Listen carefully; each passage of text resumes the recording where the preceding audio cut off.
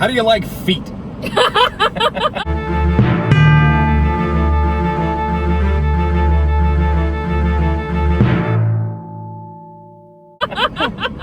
Oh, the foot fetishists on Watch This Channel are going to be very happy with this. Oh my god. Oh, that actually reminds me of the team name of one of the trivia teams this past Monday. And opposing team this week named themselves Steven Spielberg Tarantino in the Temple of Feet. It is apt. They might have seen the movie. Yeah, I think so. Here's an intro. Wash your goddamn feet. Yeah. You were wearing boots! How did they get that dirty when you were wearing boots? So that's an interesting way to start out the review. Yeah. Let's talk about Tarantino's foot fetish. All right. So, it is on full display in this film. I know, like I was watching this because, like, more so than all his other films that I can recall seeing. Like you and I talked about this earlier last week, and we you talking about it, and I was like, "There's feet everywhere." Yes. And for like the first third of the movie, like it doesn't seem that bad, and then Margot Robbie walks into a movie theater, and it's like, "Oh, there it is." Puts her feet up with no socks. And it on the seats in front of her, and you get a shot of her from the front, and you just get to see her weirdly dirty feet. You also get to see her feet when she's sleeping in bed at one point. Yeah. You get the most egregious example to me was Pussycat's feet. oh god, the ride in the car.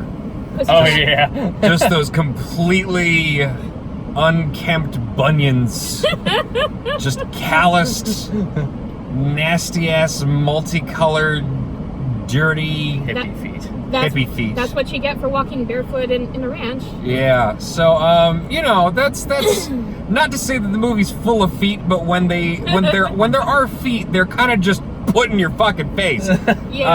Tarantino is certainly, as he nears his final film, he's certainly giving less of a shit about hiding anything. He's like, yeah, people know, fuck them. I'm just gonna do it now. So, you know. I mean, it could be worse. It could be Armie Hammer. Armie Hammer's feet? You didn't hear about that? What? No. Armie Hammer put a tweet out of his son sucking his toes with hashtag foot fetish. So? It was his son sucking his toes. Ew. Yeah. Okay. Yeah. Weird. Yeah. But, probably just strange and disconnected. I'm pretty sure he doesn't have an actual fetish. Maybe he doesn't understand what a fetish really is. But anyway. So Tarantino has a foot fetish. Do we all like this film? I liked it. I have mixed feelings. I have mixed feelings. I was pleasantly bored for most of it. Okay. In a way that I can't say I didn't like. I enjoyed it. It was a decent enough time. But at the same time, there wasn't a lot of energy in it. I would say just energy in a different way. Yeah, but that's my point about it. We were talking about this last week when we were talking about the art of self-defense, and I brought up how I just popped onto the internet to kind of get an idea of what people thought about the movie, because I had such mixed feelings about it. Mm-hmm. And the weird thing about the mixed feelings were that none of my feelings were negative personally, but I knew that there were going to be a lot of people that did not like this movie at all. Because a lot of people who have come into the Tarantino fold recently, like, when we were all in high school, I'm sure we were all, we had the Quentin Tarantino trilogy. Yeah. Reservoir Dogs, Pulp Fiction, and Jackie Brown. Yeah. We didn't even have Kill Bill yet. Kill Bill came out when I was in high school. And 2003. When that happened, it was this huge event. I still remember when the trailer came out and all of us were like, oh shit, he's finally making another movie. Mm-hmm. And it was this big deal. And it was the crazy two-parter, and it was this wild ride that had all these different flavors in it. I still love the Kill Bills. Yeah, no, it's a great pair of movies. I don't think there's any Tarantino I've actively disliked in any way. Yeah. The one thing is that since then, this new generation of Tarantino fans has come into the fold, starting with Inglourious Bastards. Yeah, and then Django. And then Django, and then Hateful Eight. Basically with the Revenge trilogy. Exactly. Pretty much, yeah. So when you come into the fold with with 3 movies that are as intensely violent and just really ugly. I mean, they're ugly-ass movies in terms of... Character? In terms of the sides of humanity you see. Yeah. Because the whole point of those movies was for him to basically bring out the worst in people and indulge in the worst, exploitation urges and take it out on those people. Whether it was Nazis or slave masters or just Confederate soldiers. Racist Confederates. Yep. So that was all that. But a lot of people don't really have the familiarity with his earlier work. Yeah, the overall range that Tarantino's capable of. So it's really interesting to me that he would kind of pull a Jackie Brown with this one. Mm-hmm. And full disclosure, I've not fully seen Jackie Brown. I've seen bits and pieces, but it's been a long time since I've watched it. Yeah, I know enough about it. I've never watched it in its entirety. Yeah. I was a little young when it came out. But after Reservoir Dogs and Pulp Fiction came out, and they were such hyper-violent, stylish movies, you had a movie that was kind of quieter and more character-driven and, less intense of a ride. It required more patience. What are you playing with over there? That's what the Hateful Eight is. It's quieter and requires more patience. Hateful Eight still pays off with a whole lot of tension and violence. Hateful Eight has a continuous build-up that leads to a climax. You kind of know where it's leading to. This one doesn't do that. No, it doesn't. Which is going to work for you or it doesn't. For me, it kind of worked because I kind of saw it as like a series of loosely connected vignettes. In a way, so that's like I kind of look from that perspective. For me, I kind of got on board with that. But that being said, I fully give you that's not your thing, because it is very slow paced. You don't really know where it's going. It doesn't really seem to have. It's not reaching a full conclusion or a climax or something like that.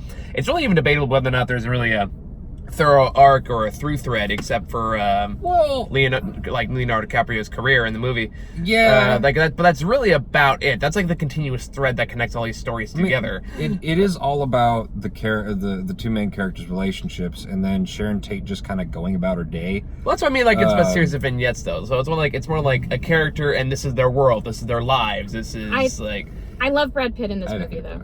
Brad Pitt's great. Easily the best part of this movie. Yes. I mean, DiCaprio's fantastic, but Brad Pitt's just fun. Brad Pitt and the soundtrack are my favorite parts of this film. And the costumes are cool too. Yeah, this movie is absolutely Tarantino going, you know what? People are going to let me do whatever the fuck I want. I really love the 60s. I just want to make a movie about the 60s and the clothes and the crazy times and the music and the movie industry and feet. And and just the whole it really is a movie about the film industry back then. It's a movie about what it used to be like and the kind of personalities that populated those kinds of things. And I'm glad you brought that up because that's exactly what I was going to mention too. Like this really does feel like a movie. It's about the cult of personalities of this Hollywood and like the grandeur and this insecurities and the oversensitivities and just kind of a lot of the bullshit egos you find in Hollywood back in the 60s and even now. But it's a lost era of 50 years ago. It is. And there were definitely points in the movie.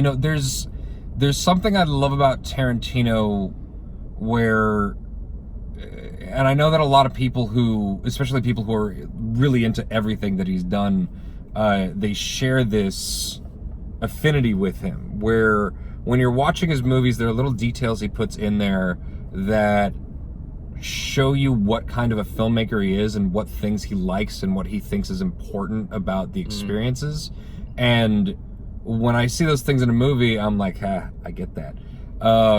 Like there are multiple points in this movie, not a lot per se, but there's like 2 or 3 points in this movie where someone will be switching something on and it takes a moment to show you the completely unnecessary but really cool just couple of seconds of them getting that thing going. Whether you're talking about them, you know, DiCaprio taking the audition tape and it's on the reel. Yes. Oh, yeah. And he actually has to stick it onto the other reel and wind it in and then Analog push play. technology. Yeah. Yay. Tarantino has a fascination with with the mundane, I would say, in a lot of his movies. I mean, mundane's not the right word, but it's also a gear fetish, I think. There's, you know, they're always, it's the same kind of thing where people are like, oh, I love vinyl records.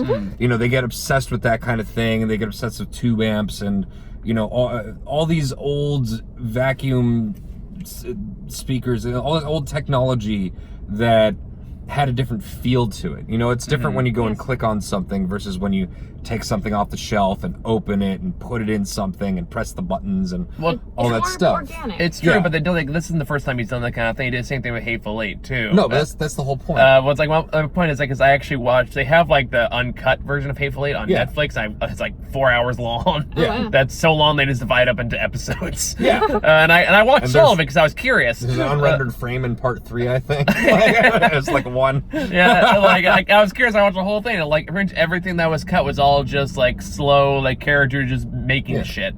Is it long? I haven't watched that. Is it longer than the Roadshow edition? Yes. Oh. Like it's the full uncut. It's 4 fucking hours. All right. Like they cut into 4 parts. Each part's like an hour long. I hope they sell it on Blu-ray so I don't have to deal with streaming quality and the thing being cut up into episodes. I can't help you there. I know. That's a damn shame. But yeah, so like a lot of the cuts through there were mostly just like them actually like hitting in the pikes to go to the bathroom and stuff like that. Yeah. And, like he has a fascination with showing the process for how characters do things. You don't need it, but he likes to show it. Well, he appreciates world building. Yeah, and that's my point. That's my point there too. I was frame as a negative, just so much as that's what he does. Yeah, it's. I also remember when he when you're talking about, you know, it's the same thing as showing the winding up of a projector, you know, taking the film off the shelf and putting it on and flipping the switches and close up of the light turning on and shining through the film. Like, he likes that kind of stuff. Pretty prevalent in Inglourious Basterds. Yeah, so he appreciates that tactile feeling to things, and he appreciates the idea of an era where things were kind of real and physical and they didn't have all the conveniences we have today. And, you know, how it really was a matter of people just standing around dead, you know, shooting the shit for a while. A common critique that I've heard other reviewers give about this film is that it's longer than it needs to be. One critic that I follow on YouTube commented that there's an entire 10-minute sequence where Brad Pitt is just driving around LA, but I actually kind of liked that. Yeah, like, was it 10 minutes? I don't know if it was that long. I think it feels like an exaggeration. Yeah, because I liked the little touches of the songs he listened to on the radio. I had one of them stuck in my head for the following week after I saw this last Thursday. I liked the radio commercials and how the broadcast sounded. I liked the kind of uncertain but experimental atmosphere of late 60s Los Angeles that just drips off of the screen when Brad Pitt is driving through LA. It's full of atmospheric touches like that I just ate up.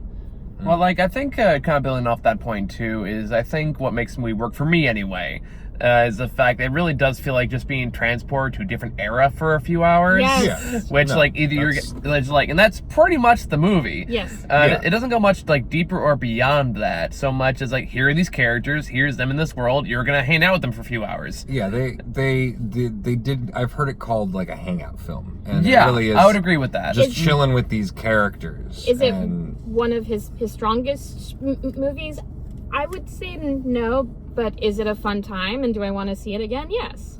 Well, that's something that I found interesting about the conversations about it. And again, I brought this up last week where I searched, and when I was searching for reviews of it, on the front page there were 2 different articles, one calling it his best movie yet, and one of them calling it his worst movie, or his weakest movie. I wouldn't say it's his worst or weakest.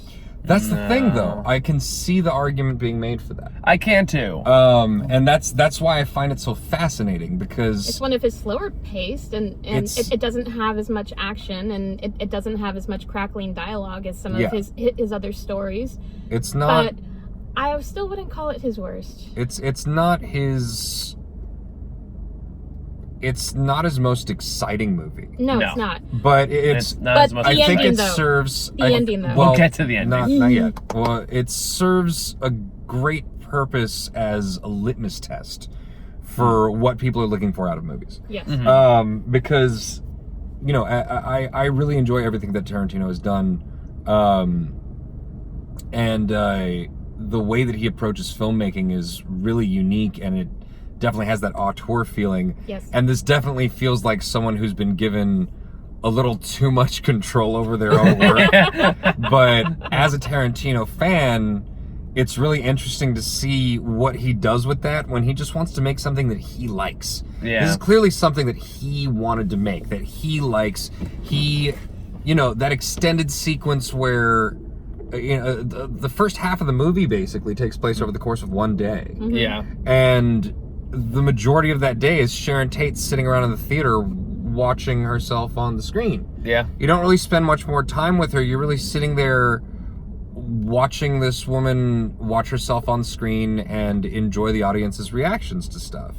And that really is just his chance to show, like, oh, this is what just chill-ass normal movies were back then. Yeah. It has this feeling of, you know, this isn't necessary, but I like it. Yeah. And hopefully you'll like it too. And if you don't, fuck you. I don't care. I still like it. Like, I can totally imagine Tarantino taking that attitude of like, I like it. Do you like it? Cool. No, fuck you. I don't care. Like, that's Tarantino to a T. And I really like that. I like how it shows both the affluence and the dirt poor aspect of it. Yes. Yeah, like I said, it definitely feels like it's exploring just different world that most of us who don't know much about Hollywood would not be able to experience. But it goes through the whole gamut of it. Like you wouldn't know there's a bunch of hippies living in like an old abandoned like Western set. Yeah, I mean, it's a pleasing contrast. There's this. It's not just that. It's also the dichotomy between parallel cultures. No, the way that the 2 main characters live. Because DiCaprio's character just lives in this giant fucking house, not mansion. It's not a mansion. He's not that rich. No, that's but he lives in that's the neighbor. Yeah, he lives in a big ass house, and he just enjoys whatever he wants. And his stuntman buddy, who basically works for him as his caretaker, since he got too many DUIs and got his car taken away and license, he lives in a fucking broke down ass old trailer down in the back lots of some fucking drive-in, right? But he's happier than DiCaprio is. Oh yeah, no, he's way happier. He's all right. It's, you know, that whole sequence where he goes into his apartment and he just hangs out and prepares food and like for his dog, hangs out with his dog and watches TV. Awesome. Yeah, his dog's lovely. Yeah.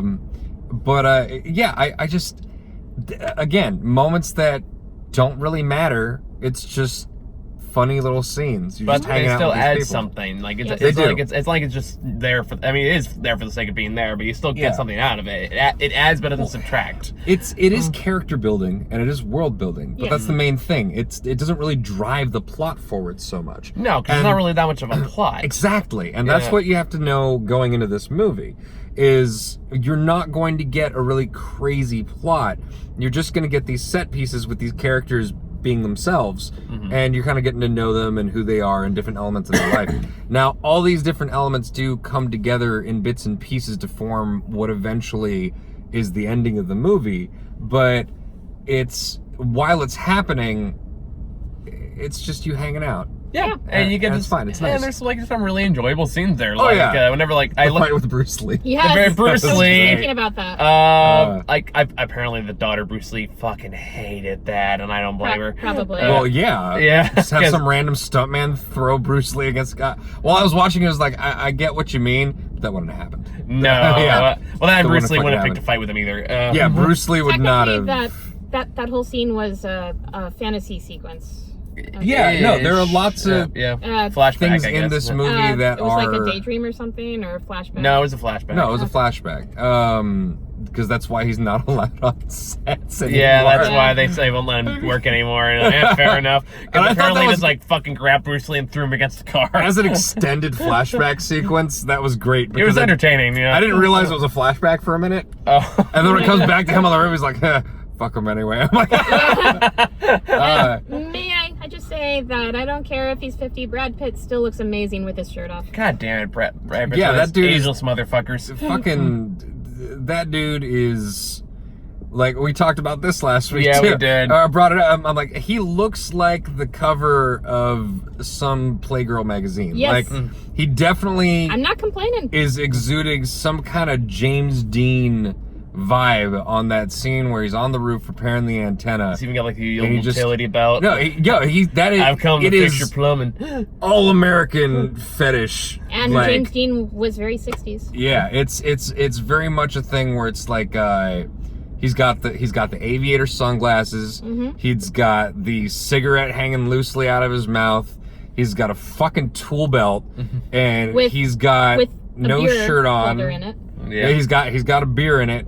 He's got no shirt on. Mm-hmm. He's got his American blue jeans, and he's got like all these random scars from being stuntman, and he's just hanging out in the sun, doing utility work, and it is absolutely like that era's style of the American dream. Yeah.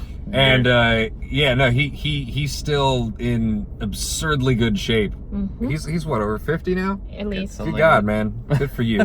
Good for you. He's been ripped since Thelma and Louise. He's been one of the most beautiful men on the planet his whole fucking life. Yes. Yep. So, it's good to see him retaining that. Good for him. And he's having fun, which is kind of rare for Brad Pitt movies. He's definitely having a good... I don't know. I think Brad Pitt actually... Despite his reputation for being a dreamboat and everything, I feel like Brad Pitt has actually had a pretty fairly varied career where he doesn't really play dreamboat roles. He's a not lately, at least in all these movies I've seen him in. Most of the time he plays a straight man, but I like to see him in roles like Tarantino movies where he gets a bit more kookier with it. Yeah, but you're talking about all the way back to like Fight Club. True. Even if you're talking about Meet Joe Black. I'm talking about like movies in the last like 5 or so years. Yeah, but I mean in general. Oh, in general, he's had a great career. He's had a very wildly varied career. He hasn't really been shoehorned into heartthrob roles, so to speak. So there's that. And then you got DiCaprio's character who's just completely fucking insecure. Yeah. Has a minor speach impediment. Yeah. God bless DiCaprio though. He fucking goes all in. Oh yeah. No, it's really interesting to see how, because we like to think of celebrities as these confident, all-powerful, beautiful people and all these things. But if you actually look into the filmmaking process or any of the real behind-the-scenes stuff where they get into the the dirt of the movies that have been made, a lot of these people are divas. They're insecure. They need to be coddled. The half of the director's job is dealing with the babysitting process. There's like God, there was a Catherine Breillat film. In America, it was called Sex is Comedy, which is just terrible fucking translation of the title. But it's a French movie, which is literally just about this director trying to make a movie that's a romantic movie where the two main actors fucking hate each other. And, I mean, like if you Errol look into... Flynn and Marilyn Monroe? Or even as recent as 50 Shades of Grey. Oh yeah, like those. I mean, they're not as successful there, but it's just Or like, I think the most recent deconstruction of that I would think that came out in the past few years, really Birdman. I would think the most. Yes. Birdman is also pretty good, but that's more of a stage thing. True, but it's still deconstructing like the cult of personalities and egos and all that goes into it. Like, although I feel like theater is a little more open about it because people are more okay with theater people being weirdos. That's true, but that's up in that one quote that says like, "Why can't I get some why can't I just have some goddamn self-respect? You're an actress, honey." But yeah, so the DiCaprio's role is entirely just tied up in this actor who's worried that he's a has-been, and that the best parts of his career are behind him. Yeah, just delegated playing bad guy parts, but goddamn, he plays them so well. Yes. Yeah, and the crazy thing about it is that, you know, there's a very, however cartoonish they make him at points, however much they play that for a laugh, there's a very real element to that character. Oh yeah, you know, especially a little bit tragic too. Yeah, like the scene in the trailer after he fucks up. He fucks up the scene. No, absolutely. Yeah, he's definitely It's that whole idea of aging, even. Yes. You know, as youth falls further behind you, and you know, what are you gonna do? You know, what are you going to leave behind? You know, all that kind of stuff. There's a very real humanity to that character, regardless of how spoiled and ridiculous and kind of douchey he can be sometimes. And he is the one that has the closest to an arc through the film, I would say, of the bunch. Yeah. Although, like, his arc kind of comes to a close, like at the end of the second act, I want to say, before he that's going to spoil the territory. Well, he just to leave it as vague as possible. He gets his shit together, he swallows his pride, and is able to actually follow through on some things that find him some pretty decent success. Although in this case I'm referring to, as far as like arcs go, I mean like the final like shoot for the Western, I would say, was like the completion of that first main arc he has of the film. The rest from that, a lot of it's kind of told through narration after the fact. That kind of leads into the film's climax. Who was the narrator, by the way? That was not Kevin Kline. Ego, what's his name? Kurt Russell? Kurt Russell. That was Kurt Russell. That was Kurt Russell? Okay. I'm almost positive it's Kurt Russell. I thought it sounded like him, but I wasn't sure. But yeah, so that was cool. And then you have yeah, okay, do you want to go spoilers off now? Yeah, I think we're good with spoilers at this point. We've been talking for like 20 minutes. At this point, we're good. 27. Yeah, we all recommend it. Yeah, I like this movie. I don't think it's everyone's cup of tea, but I thought it was good. You're not going to get the Revenge trilogy. You're not going to get it's crazy... not Reservoir Dogs, it's not Pulp Fiction. Yeah, you're not going to get crazy wild Tarantino. You're going to get a fun, chill, enjoyable movie that, you know, if you like the characters, you're going to have a good time. Yeah, it's a fun, atmospheric movie to have on in the background while you have a drink or make out with someone. Yeah. Nothing specific, but okay. Yeah. So with that in mind, spoiler time. Where do you want to start? Okay. No, that's the very end. But it's foreshadowed. Yes, but it's at the very end. We'll get to the flamethrower. You're the kind of person who eats dessert first, aren't you? Sometimes. So let's you want a muffin? Can we what? Do you want a muffin? No, I'm good for now. What kind of muffin? Apple cinnamon? I'm good. Okay, so here's the thing that I really liked about this. I'm a big fan of movies that, not just through the marketing, but through the film themselves, successfully misdirect you. They did a great job with this. Yes, they did. Yeah. Because misdirection. We can both agree that both Ari Aster movies, great misdirection. They did a good job of getting you excited about the movies without really telling you what they're about. And this movie makes you think it's going to be about the Manson murders way more than it actually ends up being. Like, we only see Charlie Manson once. Yeah. Because he's is that who that was? Yes. The more you see Charles Manson, is in the trailer, and when you first see him come in, you're like, oh shit, Charlie's in the movie now. And then he comes in for that one scene, and then you never fucking see him again. Yeah, never shows up. And I thought that's fucking brilliant. That is. That's brilliant. Because, people talk about Charlie through the rest of the movie. They build up his character because of his cult that he's got. Also, Lena Dunham is part of Charlie Manson's cult. Is a really interesting cameo. Which one was she? How am I don't remember all their crazy ass names, but yeah, and then you got what was it, Dakota Fanning as the main one, the crazy one. Here's the thing. No, Pussycat was not the main one. Yeah, the red one, redhead. The one that's like perpetually angry. Yeah, Pussycat was the one who just like was this dopey teenage girl. Yeah. The redhead was. That was Dakota. That was Dakota Fanning. Yeah, I didn't recognize her either. The one who basically looked like she was ready to murder the whole time. Yeah. And that's the crazy thing about that, because you got to appreciate Quentin Tarantino's, attention to detail. Mm-hmm. And I went with Kim. And Kim is a big fan of serial killers and cults. Like, while she's doing chores, she will put on podcasts that are hours long, where people have just researched the shit out of these murderous motherfuckers and just make fun of them while doing a history lesson. Nice.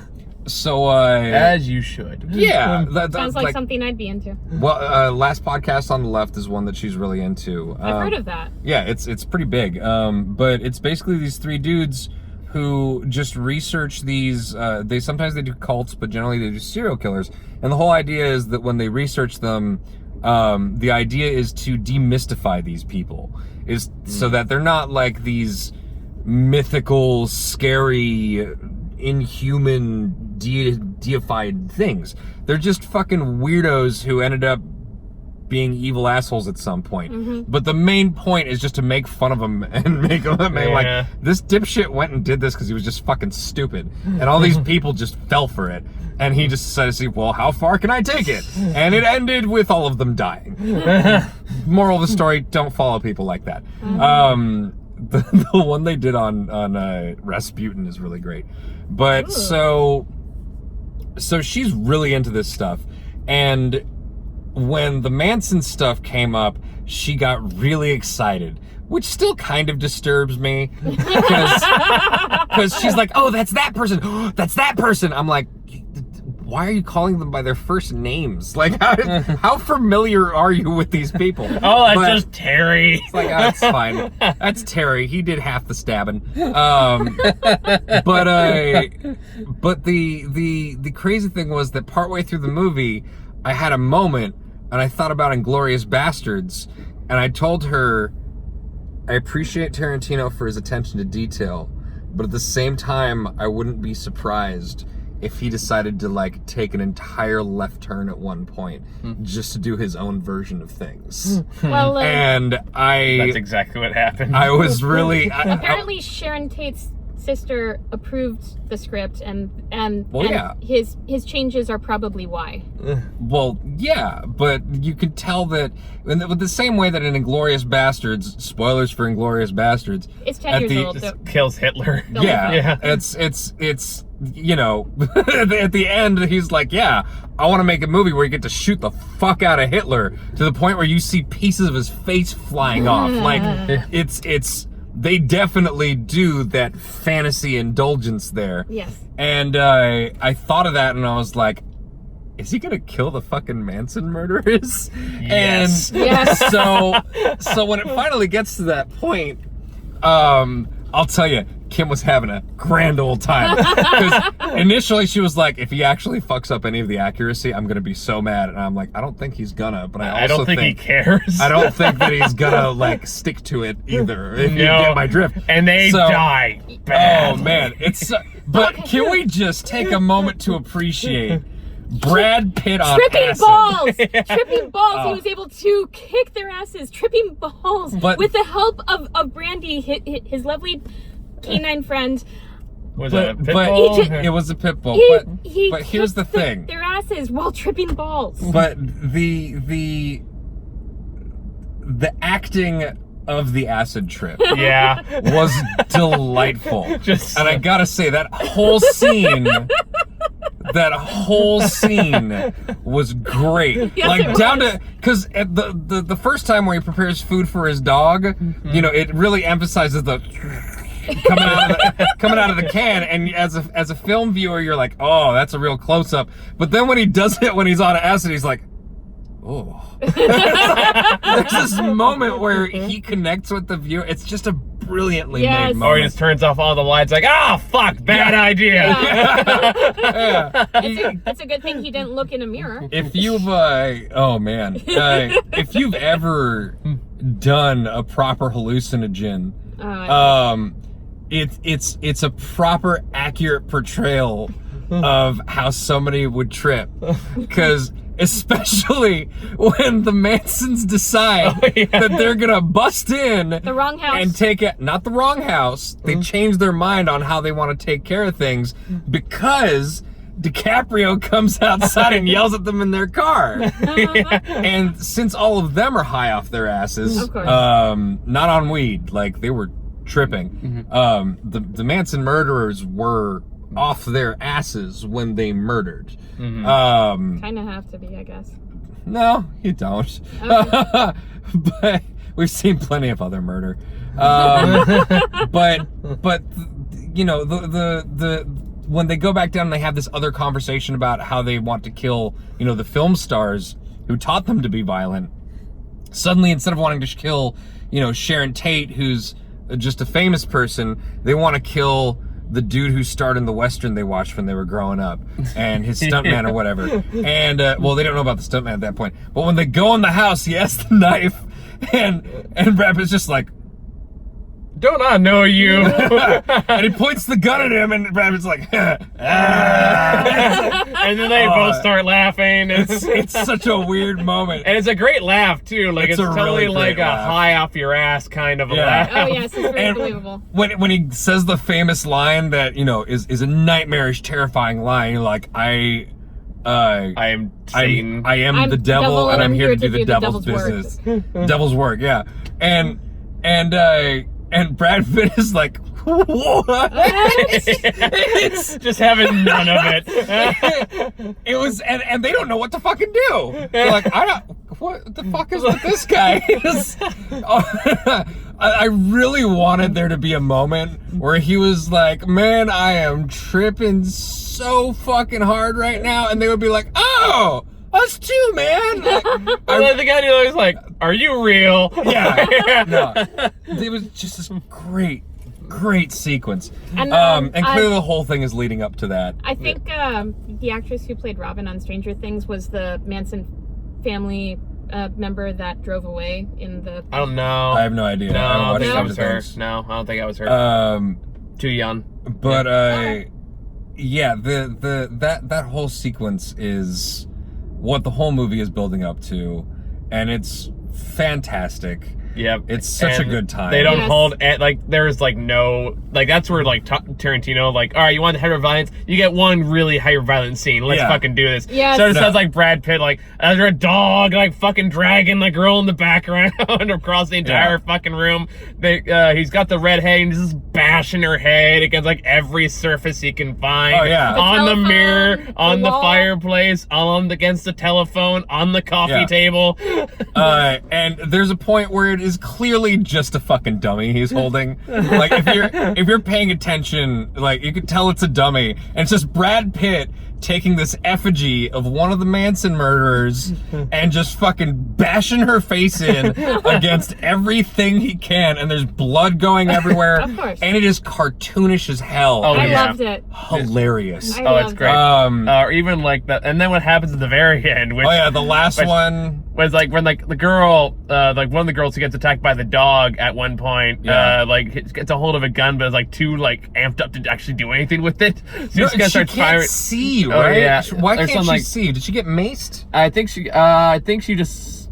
I think the dog went for her face. I don't know. I think yeah, she can't see for whatever reason, so she fucking... Too much blood. She goes... Oh, no, it's because Brad Pitt threw a can at her face. Oh, yeah. Oh, yeah. Right. Just fucking fastballed the tin can into her fucking head. A full one. Yeah. So, you know, all structural integrity intact, and it just it caves her fucking face in. Yeah. And she's running outside screaming and bursts through the fucking glass while like and Leonardo DiCaprio's just sitting out there drinking beer and listening to music on his headphones on his little floaty thing on the pool.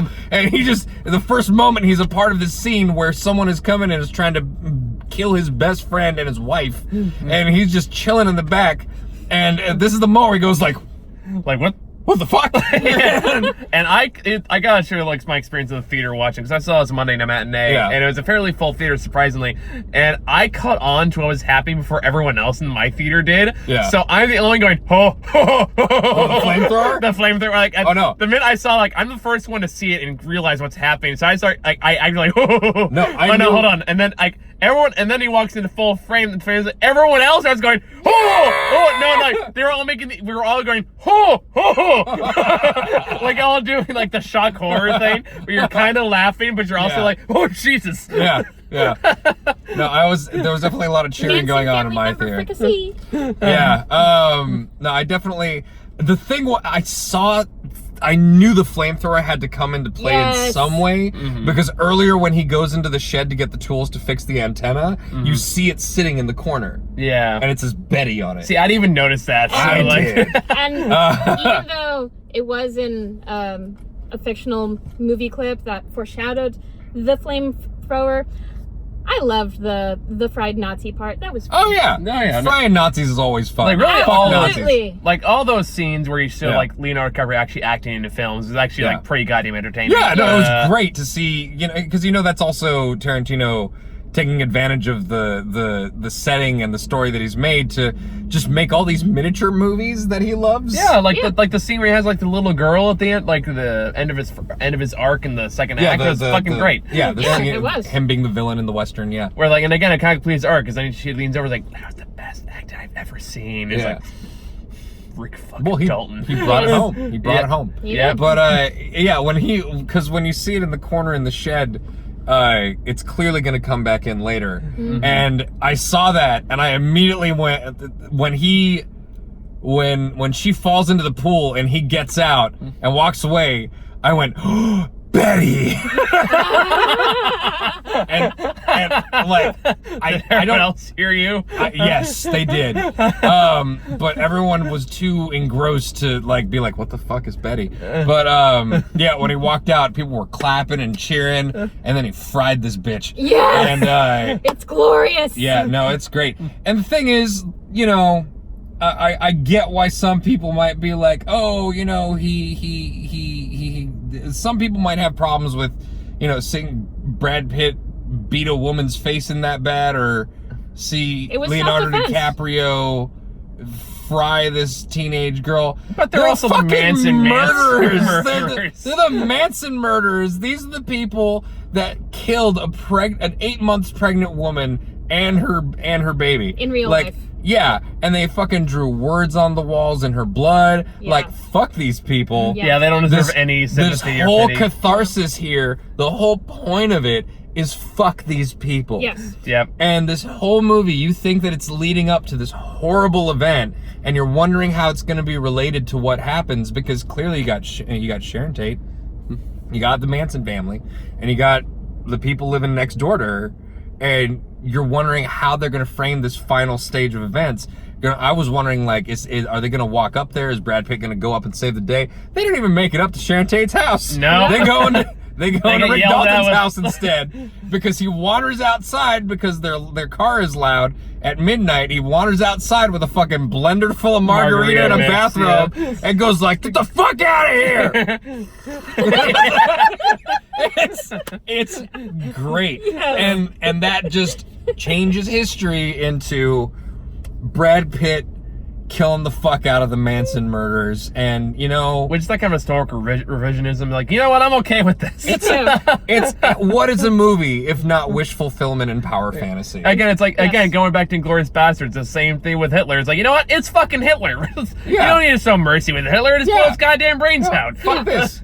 It's I appreciate how Tarantino's movies are ultra violent, and people have always had a problem with that.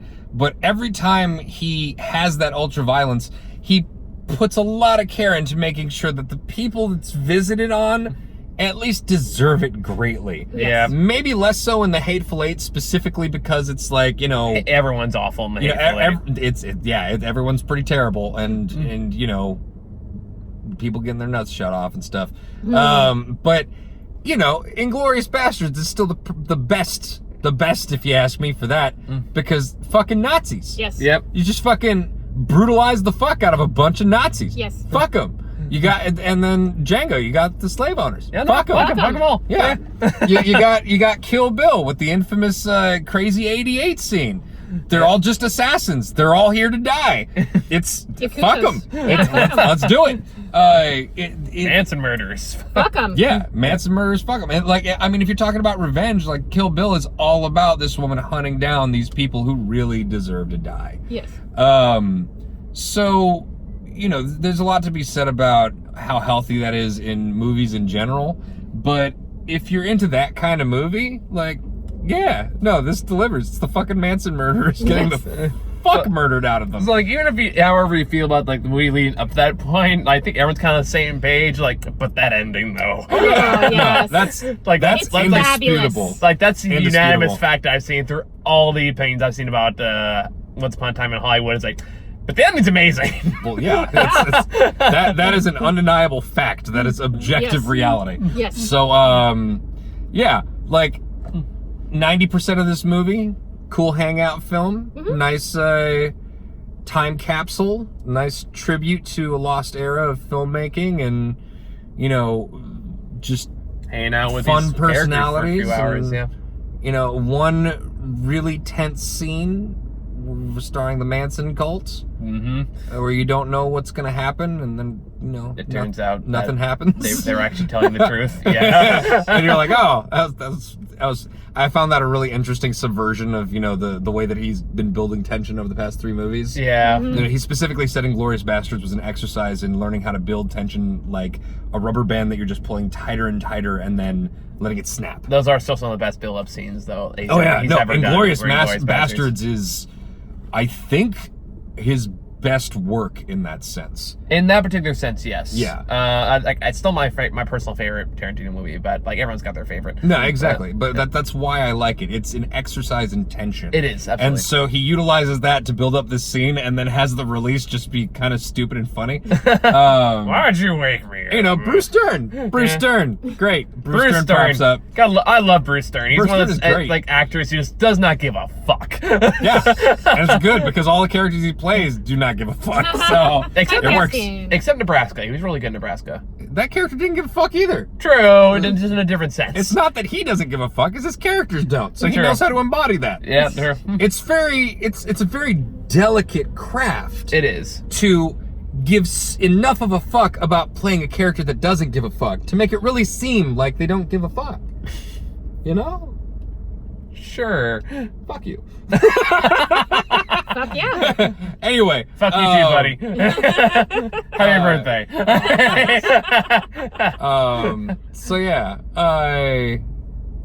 Great movie. I think I pretty much covered everything I could think to talk about. Yeah, worth your while. You got anything else? You got anything else, Sarah? I had a feeling you guys were going to do most of the talking. I basically got my 2 cents in. You got your Brad Pitt thirst in. Yes. Yes. And fricasseed Manson family members, awesomeness, great soundtrack, great costumes, fun times. I love that Brad Pitt basically kicked Manson family ass while tripping balls. That was a good time. I had a lot of fun with this movie. What a great concept for a final set piece. Brad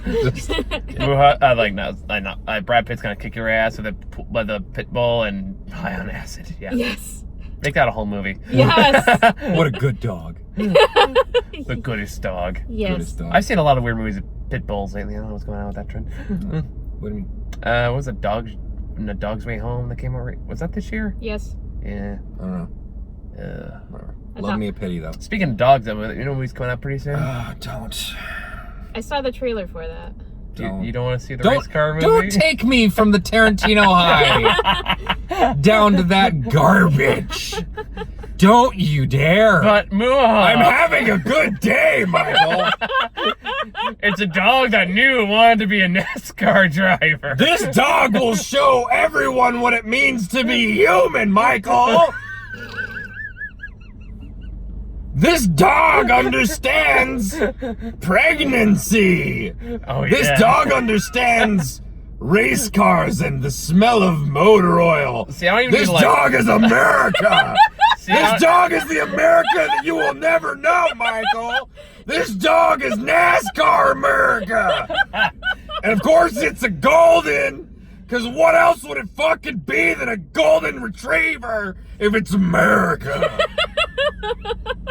See, I want to take that snippet and just release that on its own. Because that was great. That was great. Does your throat hurt now? I needed that laugh. Thank you. See, now I get why you do it to me. I do this for you. This is your channel. I just like talking about movies. Can you say, oh yeah? Oh yeah. You okay, buddy? I was. If you want a good dog movie, there's a documentary I saw of last year called Pick of the Litter. It's very cute. Okay. So I take assuming you're not looking forward to the Kevin Costner dog movie. It exists. It's not Kevin Costner. Who am I thinking of? I'm really tired. It's been a really rough week. Is it? No. No, Kevin Kline is way better. I would have loved it was Kevin Kline. Kevin Kline would be a sarcastic motherfucker. Yes. I want this dog in the wheels. Asshole! I want to see Love on a Leash remade with Kevin Kline as the voice of the dog. Oh my god, I'd be down. Are you aware of Love on a Leash? No. Okay. Go watch Ralph the Movie Maker's video for Love on a Leash. Okay. It's great. I'll look it up. It's an absurdly atrocious movie, and it's great to just watch him try to seriously analyze it and like this doesn't make sense. But it's great. It's great and it's terrible and it's great. So go watch it. On that note, I think I know we talked about trying to go see Farewell this week. I would like to see The Farewell. It looks like a lovely movie. I've been hearing really good things about that. So I have some time tomorrow, and I think I'm gonna go see it then. And then it hasn't come to Monterey yet, so I'll probably see it on my own. That's too bad. And then next week is what even comes out next week? Something fair. Check your thing. My phone. Oh, Hobbs and Shaw. Yeah! Hobbs and Shaw's next week. Yeah. That's gonna be a great stupid time. I can't wait. I'm looking forward to it. That's the one about like I look at Laura every time that trailer comes on. I'm like, and she's like, too much testosterone. She's like, you enjoy that. Too much testosterone. What's Hobbs and Shaw again? That's the Fast and the Furious spinoff. Oh, yeah. With Jason Statham and Dwayne The Rock Johnson. Hey, Okay. it's gonna be great. It's gonna be so meaty. Enjoy so much meat. Enjoy your dick flick, boys. It's funny. I was actually watching an interview with Idris Elba last night, and they were talking about how they make horrible fun of him for eating cats. Yes. And I want to see that commentary track. The funny part is he's like Stephen Colbert, and he's like, what is Cats about? And he goes, wow, all right, just throw me under the bus. and he tries to describe it, and he just goes like, am I doing this right? And what is Cats actually about? Does anyone know the story of Cats? One person described it as, they're all cats and one of them wants to die. I heard like he described like the process of trying to get into cat heaven. Yeah, and then there's I love musicals, and I love cats, the four-legged feline animals that purr when they let you pet them sometimes. But fuck Cats the musical. No. I just know that apparently every time they go on set, Jason Statham or Dwayne Johnson would go, hey, Idris, tell them what your next movie is. Oh. And the crew would be like, What is your next movie? Hey, he took it. He took it. All right. Cats. Now here's the thing. Here's the thing. It being Idris Elba, he's still going to be the weirdly sexiest cat out of all of them. Oh yeah. And yeah, Idris Elba is sexier than Taylor Swift. Fucking fight me. Yes. I agree. But no less Rebel Wilson. I mean, honestly, I could see myself hanging out with Rebel Wilson. I could see her being a shit ton of fun to go out on dates with. That would be fair. Yeah, she seems like a great time, and I feel like we would laugh about a lot of the same shit. I could have a beer with her. I would absolutely have a ball with her. But when it comes to another thing I've heard about cats was another theory is what's the one that Scotland Yard is after? I don't know. I know nothing about cats. There's one cat out of all of them that like there are human police chasing after him, and like Scotland Yard is chasing him. Like the James Corden cat? No. I think it might be the Idris Elba cat. Or that might be the cat who's trying to find the other cat. I don't know. It's been forever. Apparently, nobody knows this movie's about. But one person's theory was that like all the cats are normal cats, and then that one cat is actually a furry, just running around committing crimes. And Idris Elba is a furry? Well, I mean, they're all furries technically. Jesus in this Christ. Sorry. But the big thing about the movie, to me, there are people that love it, ironically, or unironically, because of how stupid it is. Mm-hmm. Because one of the main takeaways I've heard about Cats is that it is just such a stupid, weird, terrible, nonsensical plot and concept. One of the biggest hits in Broadway history. Yes, but they said Cats is the biggest inside joke in the industry, and no one seems to know that. And everyone who has been involved in making Cats forever has known that. Mm-hmm. And one of its greatest strengths is that just when you start to think that it might be taking itself seriously, it doesn't. Like, it very obviously doesn't, and then it starts to again, and you're like, are they actually being serious? And then you start to get kind of invested, and it's like, well, fuck it! And like, it's God, some of the shots in the, oh my God, some of them look like the annoying orange, man. Like, it's really bad. I want to see it just to see how batshit it gets. Like, that's what I'm. Yeah, no, I mean, you know, you had King's Speech and Les Miserables. Why not pivot to Cats? And then just make $1 billion, get all the weird shit to come out. No, I agree with Lindsay Ellis. You and I are both on the same page on that. Let's just clear out. Weird. Let's make this a massive success and completely confuse the studio heads as to what do we follow this up with, and then weird. Let's open the floodgates. We've had our comic book movies. We're gonna keep having them. There you go. We're going past. We're in a post-Marvel, Endgame era. Mm-hmm. So now that that's gone, what's the next big crazy thing gonna be? Like, I feel like we're reaching a post-blockbuster moment. Like, they're Nicolas Cage is a cat. I would love that. One of my favorite Photoshop jobs from the Sonic the Hedgehog fiasco is still the one where they put Nick Cage's face onto Sonic the Hedgehog. And yeah, I just think of that Community line. I'm a cat. I'm a sexy cat. Do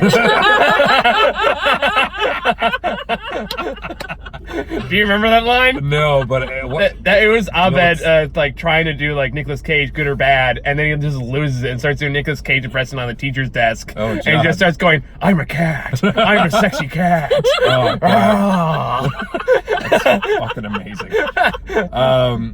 But yeah, so I'm dreading and looking forward to that. Mm-hmm. I think that's accurate. Yeah, it's weird because, if you told me that I would be kind of more tentatively interested in the Cats movie than I would be about the Aladdin or Lion King remakes. Well, fuck those. Those feel like cynical cash grabs. I mean, Yeah. like, this probably is too, but at least like there's some like weird energy and effort going into it. This feels like a cynical cash grab that was handed to people that really give a shit. Yeah. Yeah, I can but see that. maybe in a different way than everyone else gives a shit.